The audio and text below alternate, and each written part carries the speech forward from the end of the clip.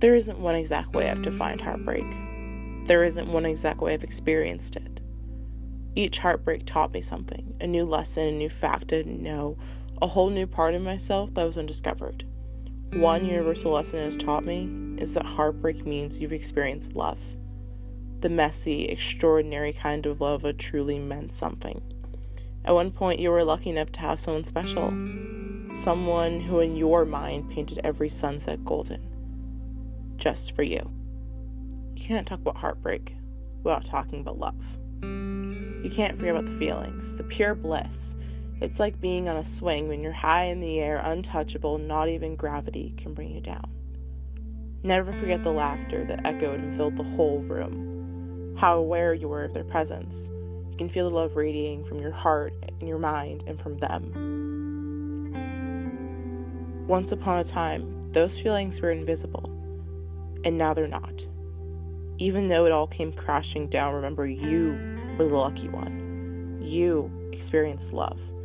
And with great love, sometimes there's great heartbreak. Now what?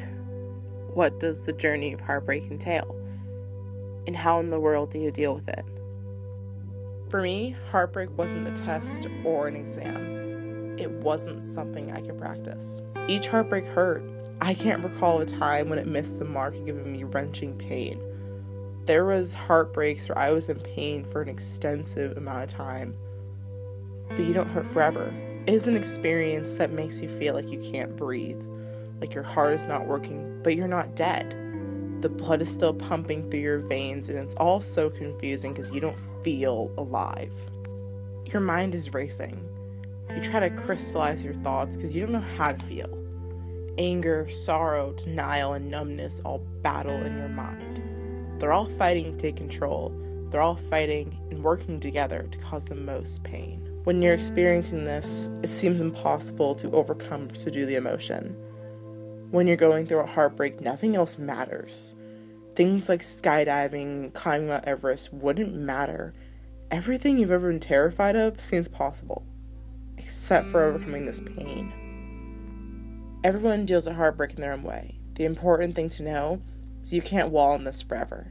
You can cry, blast sad music, scream, let the waves of heartbreak crash over and over all around you. You are allowed to feel like you're stranded in a sea of emotions.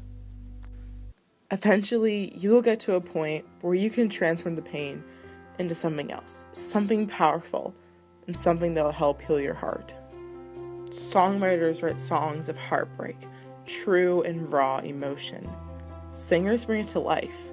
That sorrow becomes a song that millions of people listen to. Millions of people felt the same thing.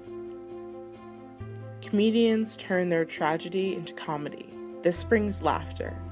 Directors and scriptwriters, the whole film industry, make cinematography, telling stories through moving pictures. Authors write poems and stories of their heartbreak, or share them through characters. A writer's emotions lives on through their work. Transforming your heartbreak can help not only you, but others. When you take the pain and make it into something else, you're able to look back at it, bring it up, and not feel like you've been stabbed. You can see the good that came out of the bad. By being vulnerable and putting yourself on the line, you validate other people's feelings. You've inspired so many souls, reached so many people, and created magnificent works of art. How do I know all this? What is my credibility on the topic? Well, you can't write about heartbreak unless you've experienced it. You can't transform that hurt into great art until you put it out there for everyone to see. How have I been through a heartbreak? Well,